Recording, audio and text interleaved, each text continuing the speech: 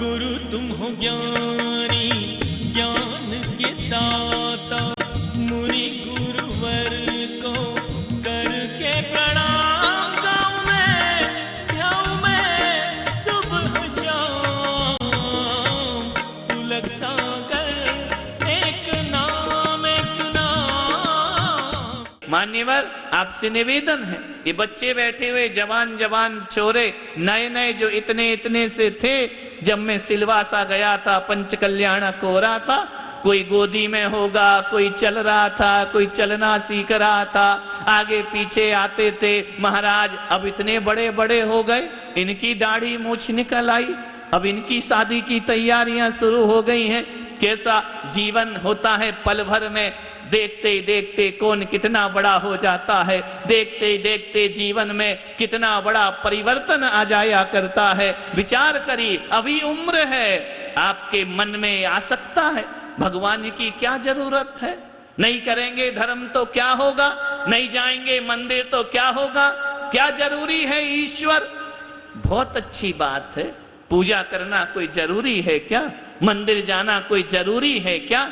मैं आपसे पूछता हूं, कोई जरूरी नहीं है मंदिर जाना, कोई जरूरी नहीं है पूजा करना, कोई जरूरी नहीं है रात्रि में भोजन छोड़ना, तो फिर हम क्यों करें, फिर नियम क्यों दिलाते हो। ध्यान रखना, एक बात बताओ ईमानदारी से, ये सब बच्चे बैठे हैं, क्या सुबह से शाम तुम जरूरी काम ही करते हो या गैर जरूरी भी करते हो? बोलो, सुबह से शाम सारे काम जरूरी भी करते हो, बिना जरूरत के भी करते हो ना। ये महिलाएं बैठी हैं, टोटल तुम्हारा जितना काम है वो सब जरूरी है या गैर जरूरी भी है? गैर जरूरी भी काम करते हो ना। बैठ करके दो महिलाएं तैयार हो गई, इसकी बात उसकी बात, ऐसा ये कितना जरूरी काम है क्या? बहुत जरूरी है, इसके बिना जीवन नहीं चलता है क्या? इसकी बुराई, उसकी निंदा, उसकी चुगली, उसकी अच्छाई, उसकी बुराई, क्या ये काम नहीं करते हो अपने जीवन में? ये भी करते हो। पढ़ना जीवन के लिए जरूरी है, तो क्या खेलना भी जरूरी है? क्या घूमना फिरना भी जरूरी है? मोबाइल रात रात चलाना ये भी जरूरी है?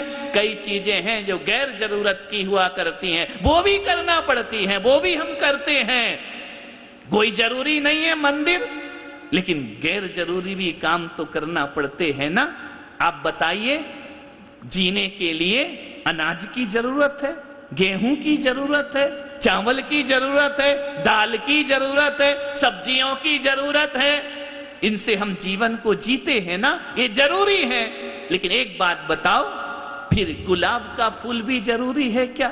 उससे ना तो पेट भरता है, उससे ना तो हमारा जीवन चलता है।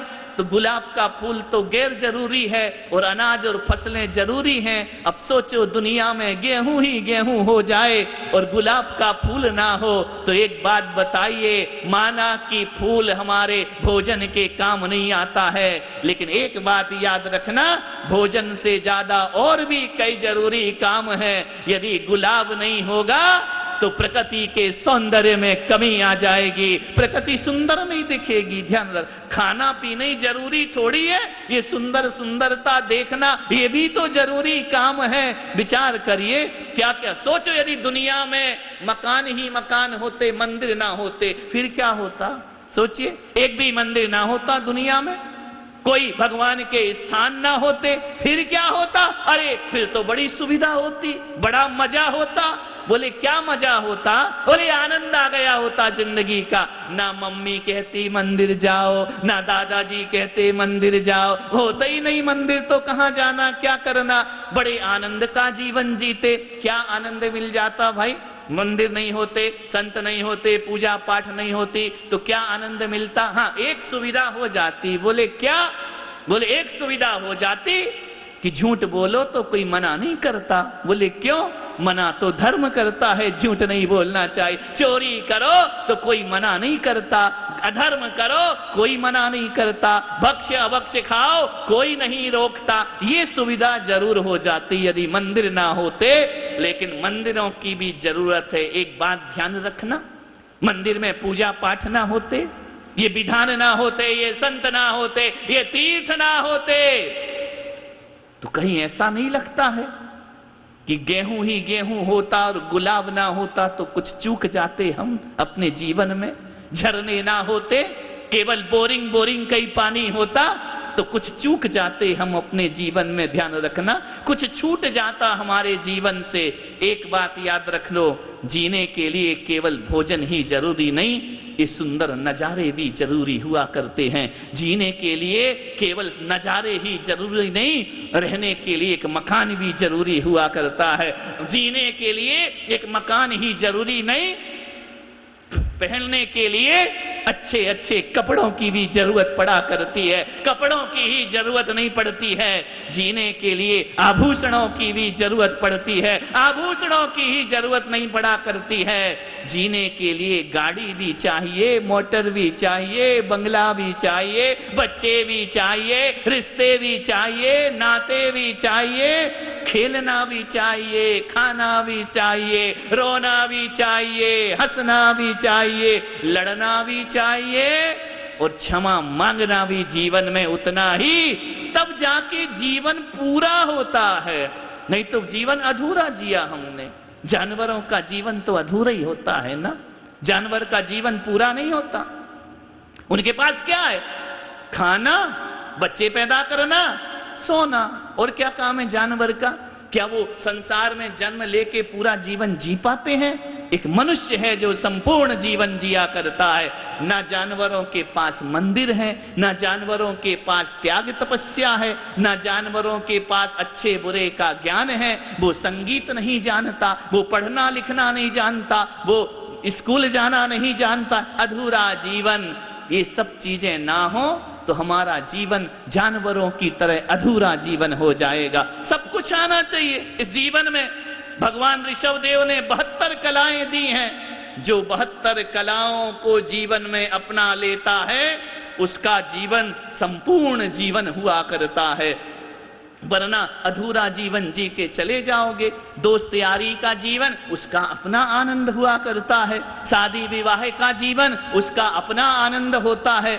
बच्चों का जीवन अपना आनंद हुआ करता है। ध्यान रखना, ये मत सोचो कि पूर्णिमा की रात की ही जरूरत है, अमावस की रात ना होगी तो पूर्णिमा की कोई कीमत नहीं रहा करती है। अमावस की काली रात, दिन भी जरूरी है और रात भी जरूरी है। उजाली रात भी जरूरी है तो अंधेरी रात भी जरूरी है। फूल भी जरूरी है तो कांटे भी जरूरी हुआ करते हैं। भूख जरूरी है तो तृप्ति भी जरूरी होती है। प्यास जरूरी है तो प्यास को शांत करने वाले जल की भी आवश्यकता। संसार में गैर जरूरी कुछ नहीं है।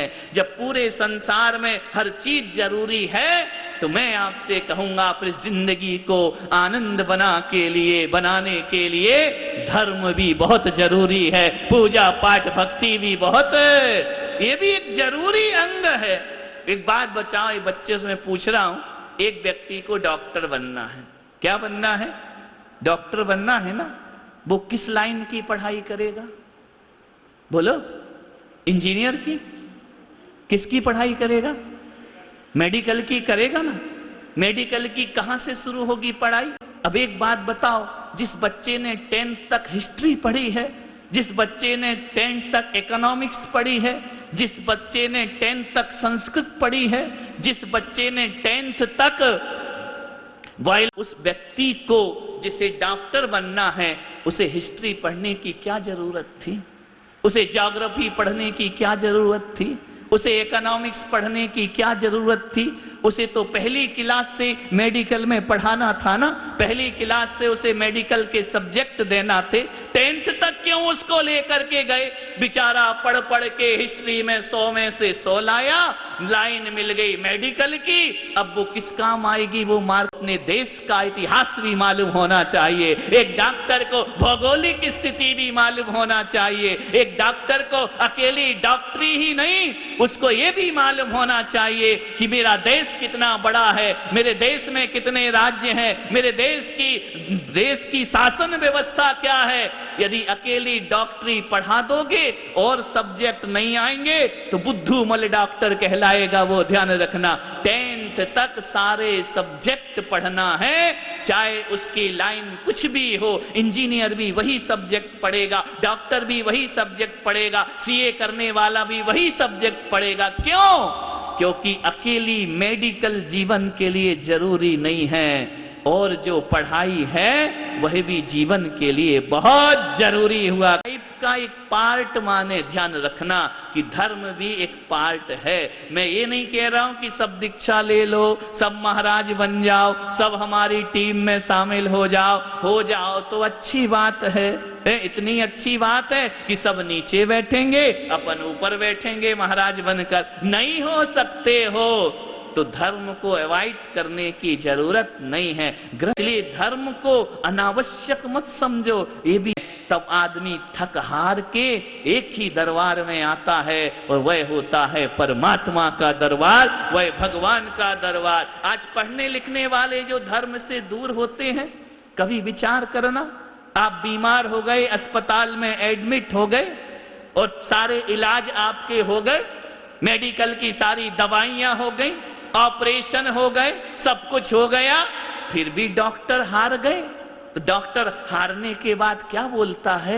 एक काम करो, अब तो हम कुछ नहीं कर सकते हैं, अब मेडिकल कुछ नहीं कर सकता है, अब तो कोई ऊपर वाला ही तुम्हारे जीवन की रक्षा कर सकता है। विचार कर, ये हम लोग नहीं, हम लोग हिंदुस्तानी नहीं, ये अमेरिका के वैज्ञानिक भी लास्ट में यही वहां के डॉक्टर बोलते हैं, अब तो गॉड ही तुम्हारे लिए कुछ कर सकता है। ध्यान रखना, आज नहीं तो कल, कल नहीं तो परसों जिंदगी ऐसे मोड़ पर जाएगी जहां हमें कुछ नहीं दिखेगा, केवल भगवान का दरबार दिखाई दिया करता है, ईश्वर का दरबार। फिर हम पछताते हैं कि जीवन भर तेरे मंदिर से दूर भागे, आज तेरे दर पे आए हैं। ध्यान रखना, जीवन भर हमने तुम्हारा नाम नहीं लिया, आज तुम्हारे नाम की जरूरत हमको पड़ गई है। ध्यान रखना, जीवन भर एक पार्ट, लाइफ का पार्ट बना के उसको, जीवन को जियो, धर्म को जितना कर सको उतना करो।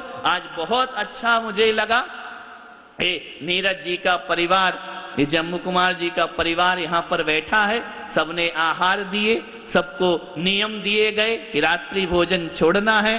थोड़ी आनाकानी तो करी, लेकिन सबने हर्ष के साथ स्वीकार किया। नुकर तो होता ही ना, मत लगाओ चल जाए, फिर भी डॉक्टर धीरे से लगाई दिया करता है कि नहीं, थोड़ा जीवन में बच्चे लें तो बड़ों को तो बड़ी और दिक्कत आती है, उनको ये दिक्कत नहीं आती है कि हम नहीं ले पा रहे, उन्हें थोड़ी सी शर्म लगती है कि यार ये ले रहे हैं और हम नहीं ले पा रहे हैं। जीवन को सार्थकता से समझिए। 65 दिन में केवल 10 दिन अपने लिए, अपनी जिंदगी के लिए। कल थोड़े बड़े हो जाओगे, कम से कम इतना तो रहे कि इनको धर्म का कुछ आता है।